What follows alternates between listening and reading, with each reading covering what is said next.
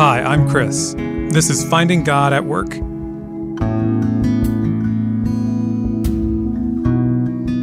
Just a reminder that Finding God at Work isn't just a podcast, it's also an online course.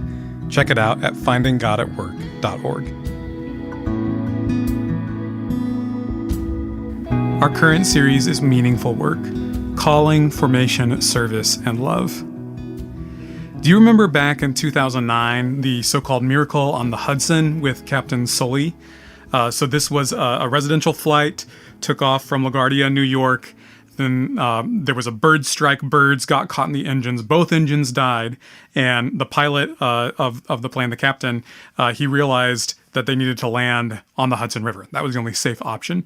And so he ditched into the river.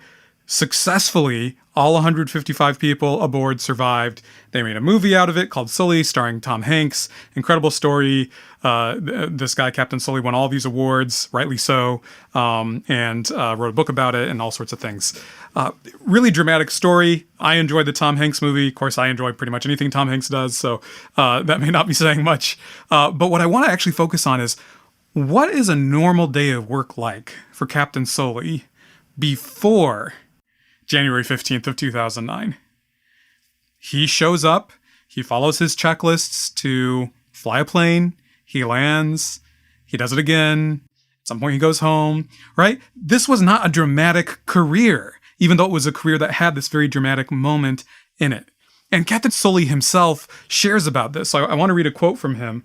He says, "One way of looking at this might be that for 42 years, I've been making small, regular deposits in this bank of experience, education, and training. And on January 15th, the balance was sufficient so that I could make a very large withdrawal." Isn't that a great metaphor? His boring, regular job, he's just doing what he needs to do, getting trained, following procedures, gaining experience in small, undramatic ways. And it's like these little deposits into this bank account. And then an emergency happens, and he has the capacity to rescue the lives of 155 people in this very dramatic matter, having to move quickly with his co-pilot in a matter of minutes to make this situation resolve in the way that it did. Well, I think there's something here for us as followers of Jesus to pay attention to. And that's how often the practice of service is not especially glamorous. It's not especially dramatic. We love dramatic stories of heroism, because they give us images, they give us a visual of what the real stakes of sacrifice and service can be. And so those stories are good. The action hero movie, the reason that we go see it is because we want to see somebody rescue people who need rescuing. We want to see somebody lay their life on the line in order to do what's right and defeat the bad guys and bring everybody home in the end. But usually service does not look at all like an action movie. Usually service looks like those small, daily, regular deposits of faithfulness. And there's this story in the New Testament of kind of a normal workday for a certain group of people, and then a dramatic moment that shows up that I think can show us something about what this daily faithfulness really does for us. As we press into the story, I think we'll see how when we do these small daily acts of service, it actually prepares us to see the miracles that God is doing in a way that nothing else can. Okay, so this comes from the ministry of Jesus. This is in the telling of John, the first miracle that he did at the wedding at Cana. So this is from chapter 2 of John. Let me just read the first 11 verses here. "On the third day, a wedding took place at Cana in Galilee. Jesus' mother was there, and Jesus and his disciples had also been invited to the wedding. When the wine was gone, Jesus' mother said to him, 'They have no more wine.' 'Woman, why do you involve me?' Jesus replied. 'My hour has not yet come.'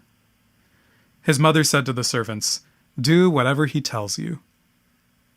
Nearby stood 6 stone water jars, the kind used by the Jews for ceremonial washing, each holding from 20 to 30 gallons. Jesus said to the servants, 'Fill the jars with water.' So they filled them to the brim. Then he told them, 'Now draw some out and take it to the master of the banquet.' They did so, and the master of the banquet tasted the water that had been turned into wine.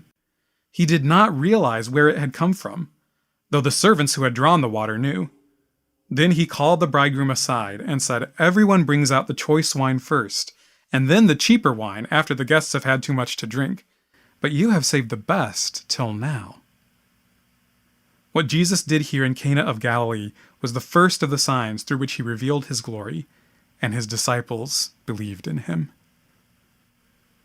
Okay, I want to look at this passage through the lens of the experience of the servants.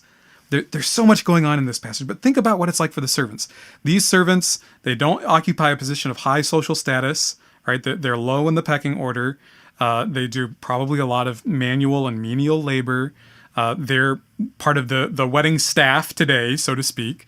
They're probably servants in the families of those who have a daughter and a son getting married. Big, important celebration, high stakes. You want things to go well. And the servants are there. And when the celebration, right, what we would call the wedding reception, runs out of wine, Mary goes to Jesus and tells him about it. I love this interaction between Mary and Jesus, but I don't want to focus on it because I'm looking at the servants. So Mary turns to the servants and she says, "Do whatever he tells you." Okay, so Mary clearly has a social status, whatever her connection is, maybe she's a relative or a friend of the family's, where she feels like she can kind of command the servants. And so the servants, they're like, okay, we've just been commanded by someone with authority that we needed to do whatever this fellow Jesus says.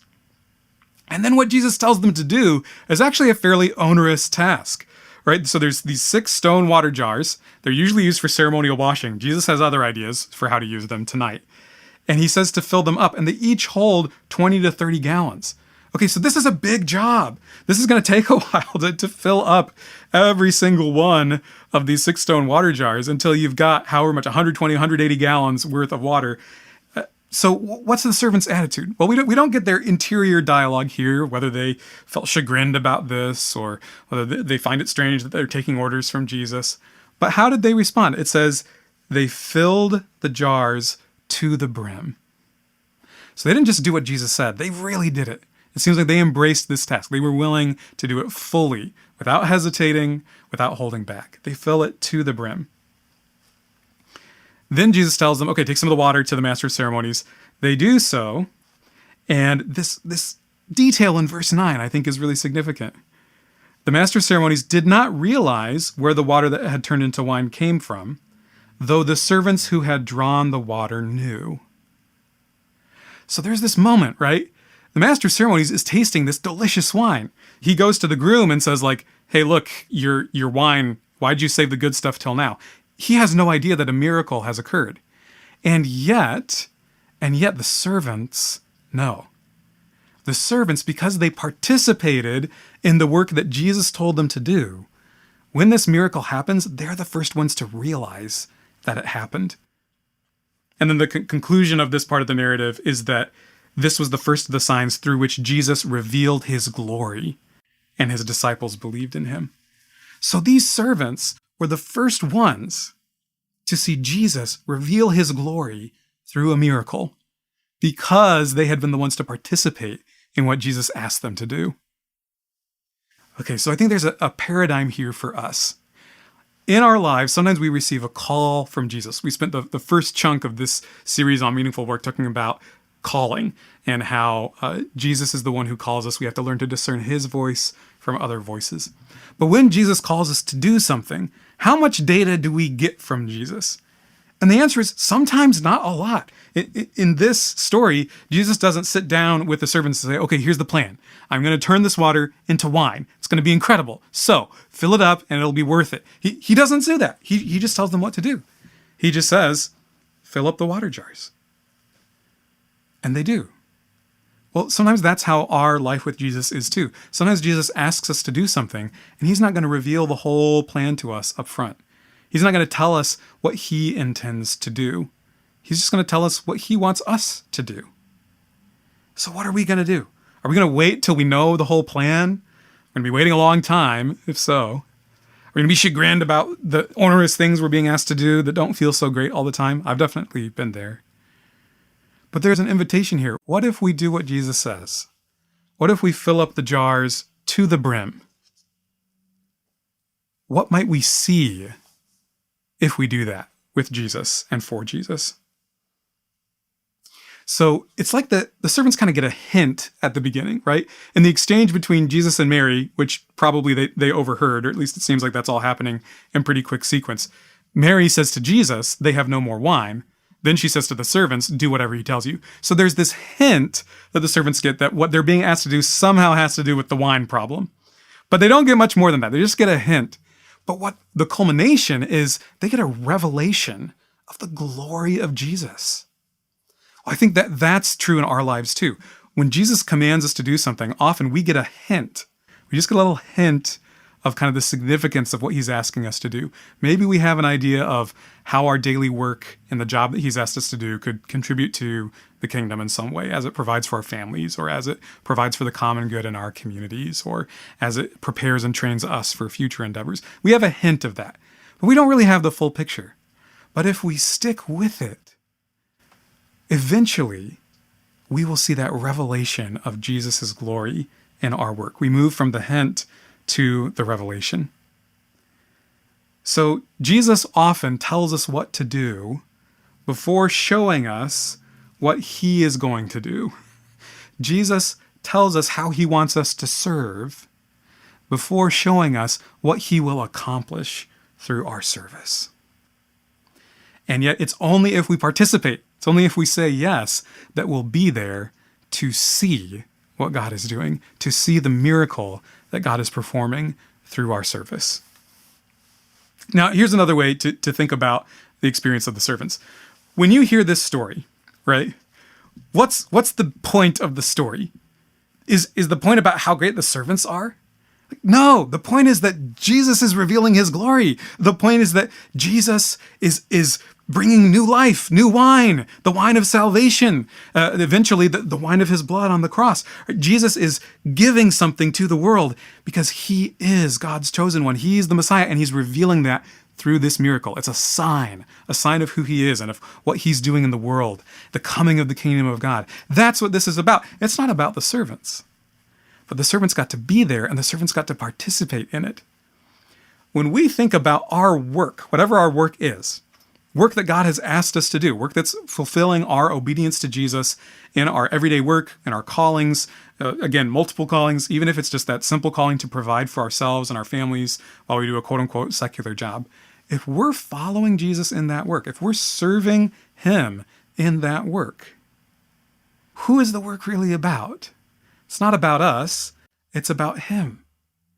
And so that means that even when our work is small, even when it's unimpressive, even when it's not glamorous, even when it's just that daily faithfulness, what really matters is not how impressive our efforts are. It's that we show up because God's Spirit will fill our efforts with his miraculous power. Jesus is the one who turns the water into wine. We just fill up the jars.